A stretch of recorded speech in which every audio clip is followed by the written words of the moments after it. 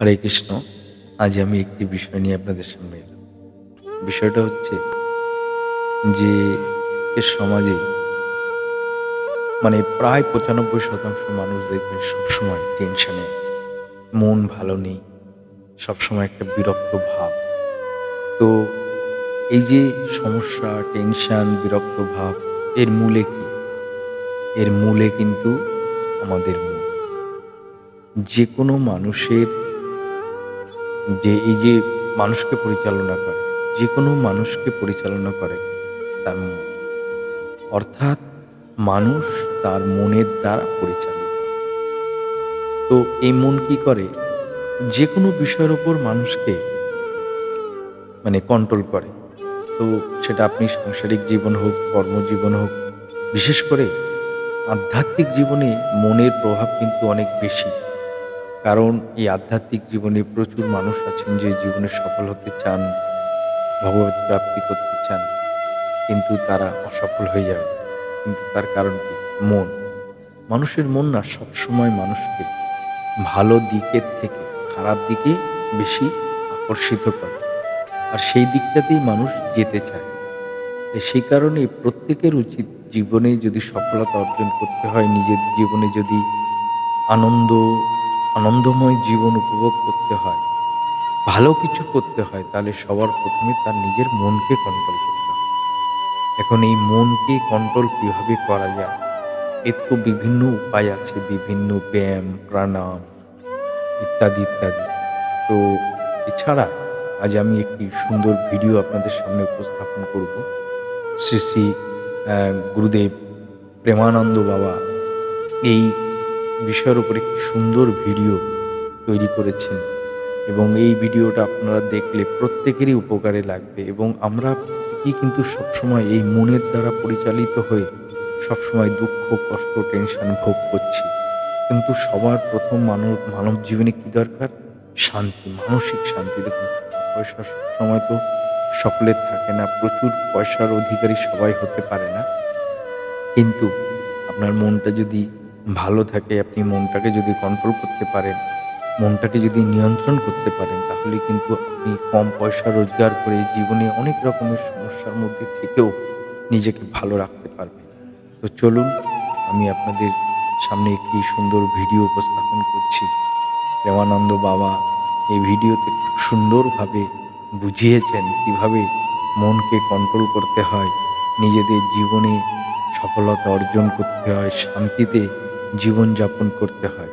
এই ভিডিওটি খুব মন দিয়ে দেখবেন এবং একটু বিবেচনা করবেন। পরবর্তীতে এই ভিডিওর বিষয়গুলো নিয়ে নিজেদের জীবনে অ্যা প্রয়োগ করার চেষ্টা করবেন। তাহলে দেখবেন আমরা সকলেই ভালো থাকবেন। চলুন আমরা সকলেই ভিডিওটা দেখি এবং সবার জীবনে এর প্রভাব আমরা পাবো।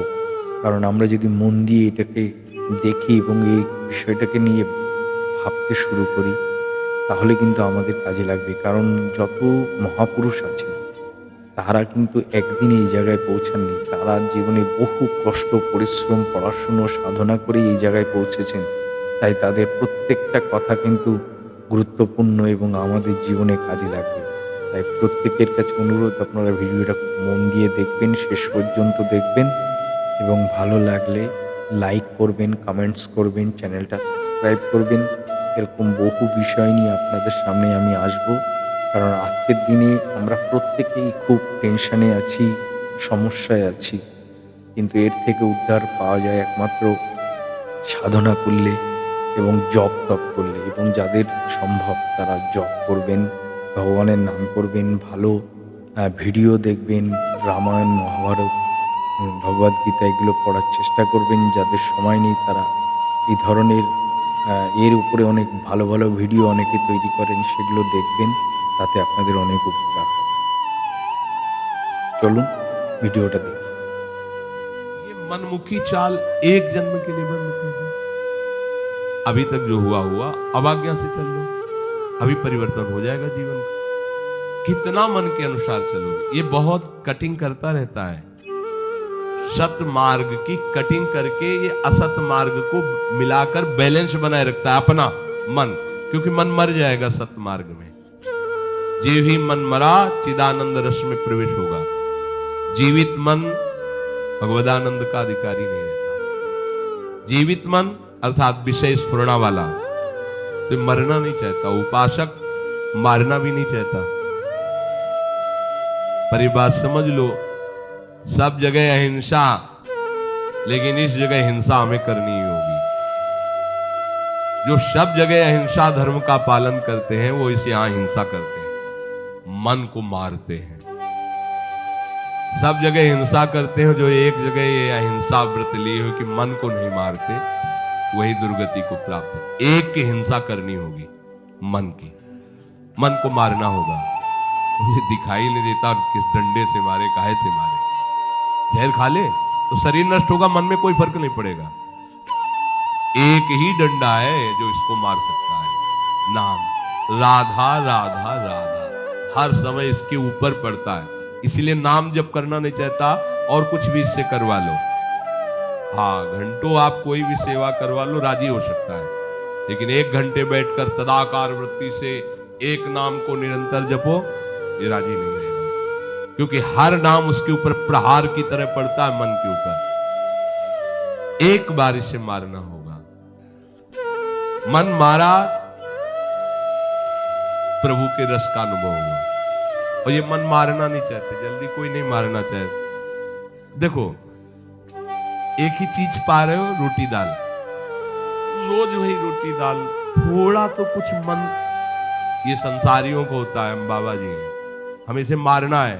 अगर कह रहे रोज रोटी दाल, रोज ही अब बनने दो, वही पा, मरो। ये जो विषय स्फुरणा, विषय संकल्प, विषय, मारो इसको। कभी कभी तो मन बदलने के लिए, स्पष्ट देखो शब्द, मन बदलने के लिए कभी कभी हमें मन बदलना है। मन बदले ना, यही तो साधना है।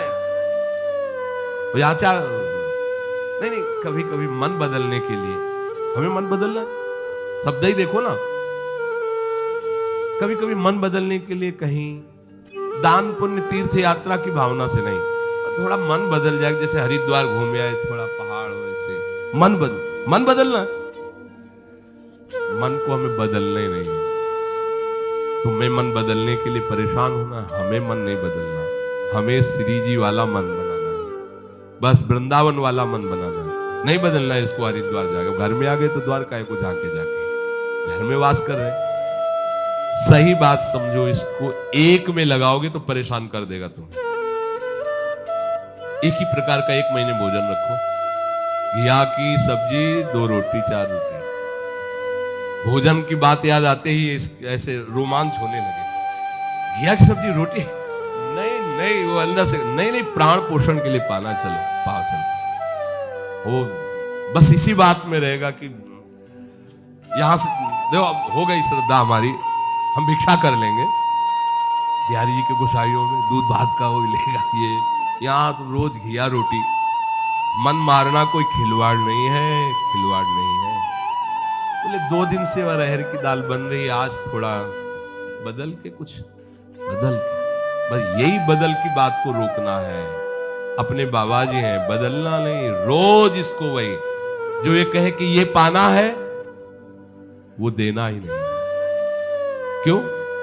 हम तुझसे बार बार प्रार्थना कर रहे हैं कि श्री जी के चरणों की चिंतन वृत्ति बना, बार बार तेरे हाथ जोड़ रहे हैं, तेरी प्रार्थना कर रहे हैं। अहे मन, बहुत जन्म हो गए, तूने मुझे जो कहा मैंने किया, अब इस बार मेरी बात मान ले। श्यामाजू के चरणों, तू नहीं मानता, मैं कैसे तेरे को बदलने का अवसर दूंगा? मेरे कहने से तू नहीं बदल रहा, तो अब मैं बदलने वाला नहीं, तेरे को बदलना पड़ेगा। जिद्दी साधक, निष्ठावान साधक, मन मारिया तन बस में कीन्हा, हुआ भरम सब दूर, बाहर से कुछ दिखत ना, ये अंदर चमके नूर। ये मन की विलासता प्यारे बंद करो, इससे हमारे जन्म जन्म बिगड़ते चले जा रहे हैं। बड़ा विचित्र खेल है। तो हर समय भजन करते करते ना, वो ऐसा लगता है डिप्रेशन में चले जाएं। तो 30-40 मिनट के लिए बड़ा फेवरेट प्रोग्राम हमारा है, अमुक, वो देख लिया करें। जहर कितना उगल रहा है अंदर से मन। सब बात आपकी मानेंगे, थोड़ी बात हमारी मान लो। बस वो सर्च करके 30-40 मिनट प्रोग्राम देखो, 24 घंटे के लिए उसने अपनी पूरी तैयारी कर ली मन ने। अब वो तुम्हें गिराएगा 24 घंटे, बार बार शीन ला के बार बार। बिल्कुल इसको किसी दुश्मन को मारना हो तो पहले उसके बल को नष्ट किया जाता है। कहां कहां इसका बल है उसको नष्ट करो, कमजोर करो। तो मन का बल है विषय सेवन, इसे विषय सेवन मत कराओ, ये निर्बल हो जाएगा। निर्बल मन को भगवदानंद में लगाओ तो भगवन नाम, भगवत रूप, भगवत लीला, इस पर अधिकार करके इसे भगवत स्वरूप। इसका मर जाने का मतलब अमर हो जाना। मन की वासनात्मक वृत्ति का नाश करना ही मन की हिंसा है। और जहां वासनात्मक वृत्ति नाश हुई तहां वो अमर हो गया, वो कृष्ण रूप हो गया, वो परमानंदमय हो गया। श्री भगवान कहते वासुदेवा स्वरमिति सा महात्मा सुदुर्लभा। जिसने सब जगह अपने आराध्य देव को देख लिया ऐसा महात्मा दुर्लभ है। तो कहते प्रभु इतनी मंगलमयी बात आपने बताई कि मेरी शरण में हो जाए माया से तर जाएगा और सब जगह वो मेरा साक्षात्कार कर लेगा, फिर ये लोग आपकी शरण क्यों नहीं होते? तो प्रभु ने कहा कि वो तो पाप कर्म करते हैं, दुष्कृति होते हैं, मूढ़ होते हैं, वो मेरी शरण में नहीं आते। अगर वो आ जाए तो उनका भी कल्याण हो। प्रभु आप इतने उदार दाता हैं, फिर सब लोग आपसे ही क्यों नहीं मांगते? अन्य देवताओं का पूजन भजन करके उनसे भी चाहते हैं। तो ऐसा कामैस्तैस्तैर्हृत ज्ञानाः प्रपद्यन्ते अन्य देवताः तम तम नियममास्थाय प्रकृत्या नियताः स्वया। ये जो कामनाओं से ग्रसित लोग होते हैं, इनको जहां सुनने को मिला कि इस देवता की ऐसी आराधना करने से ये कामना की पूर्ति हो जाती है, उनको शुद्ध ज्ञान तो होता नहीं है, शुद्ध सत्संग तो मिला नहीं है, तो अपने अपने स्वभाव के अनुसार वो उस देवी देवता की आराधना करने लगते हैं। अब भला बताओ, किसी भी आराधना में अम्बा भगवती, उनके ऊपर शराब की बोतल, अत्यंत सुकुमार पशु पक्षियों को काटना, हमारी तो समझ में ही नहीं आया कि कौन सी आराधना हो रही भाई। एक बार कहते हो जगत जननी अम्बा की जय। जगत जननी की अम्मा है वो, जगत जननी है, अम्मा है वो। जितनी माता है उनकी भी अम्मा है वो, सब बच्चों की वो माँ है, चाहे वो बड़ा हो, बूढ़ा हो, जड़ हो, चैतन्य हो, जगत जननी। भला माँ अपने बच्चे का गला कटते देख करके कैसे प्रसन्न हो सकती है? मुझे तो आज तक ये बात समझ में नहीं है कि ये लोग कैसी मूढ़ता करते हैं। परम पावन महादेव जी के अर्धांग में विराजमान भगवती भला मदिरा का भोग कैसे स्वीकार करेंगी? शराब कैसे पिएंगी?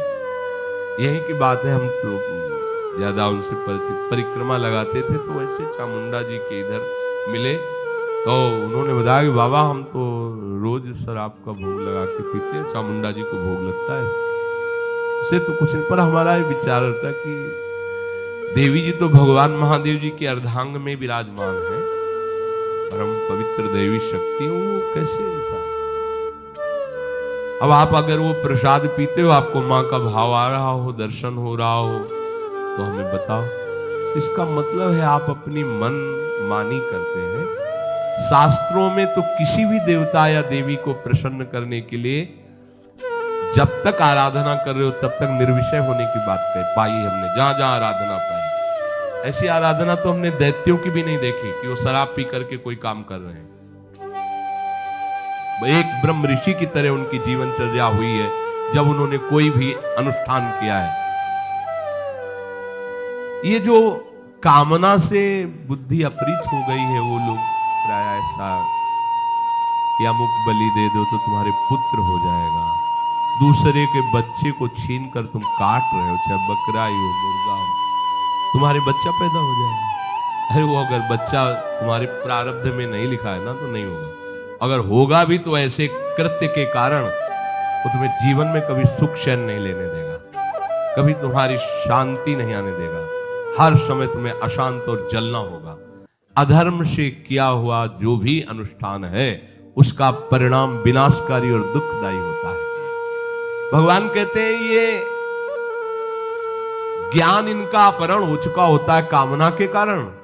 ये अपने अपने स्वभाव के अनुसार उस देवता का, उनकी आराधना के नियमों को धारण करते हैं और देवताओं की शरण होकर अपनी अपनी कामनाओं की पूर्ति चाहते हैं, क्योंकि इनका लक्ष्य केवल लोक परलोक की भोग वस्तुएं ही है जो क्षणिक है, कुछ समय के लिए है। भगवत प्राप्ति करना है, विवेक जागरण करके सत्य वस्तु में स्थित होना है, ये कामना की पूर्ति वाले लोग नहीं जान पाते हैं।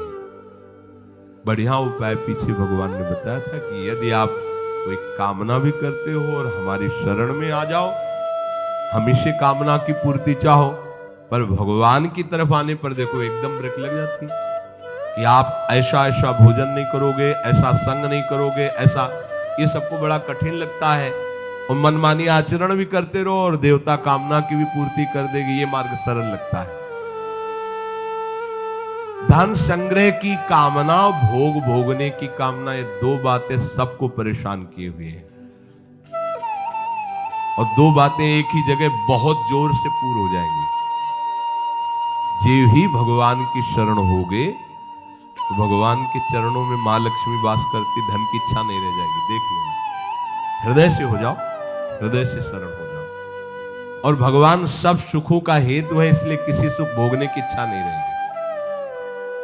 पर ये पहले सबको समझ में नहीं आती, सबको लगता है ऐसा करो, कोई विधान किए, इतना अनुष्ठान किया, इतना दान पुण्य किया और इतना मिल गया, ये अच्छा लगता है, इसीलिए देवताओं की तरफ ज्यादा भागना होता है।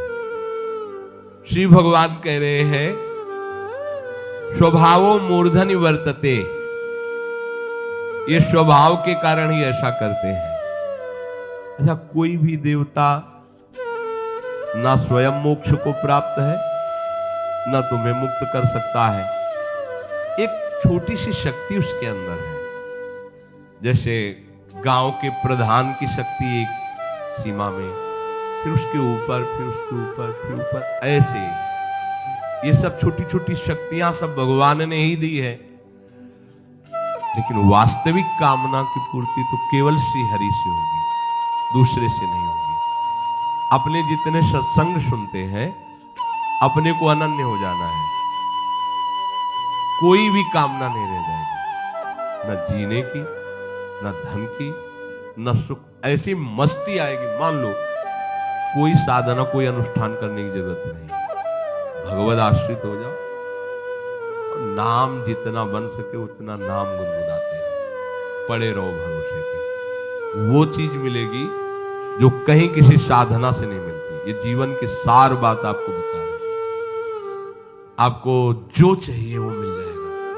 बस हमारी प्यारी जो की शरण हो जाओ, जितना बने नाम जपो, अन्य आश्रय रहित हो जाओ, सब ठीक हो जाएगा। তাহলে দেখুন, যে বাবা যে কথাগুলো বললেন, সে কথাগুলো কিন্তু প্রত্যেকটা আমাদের জীবনের সঙ্গে মানে ওতপ্রোতভাবে জড়িত।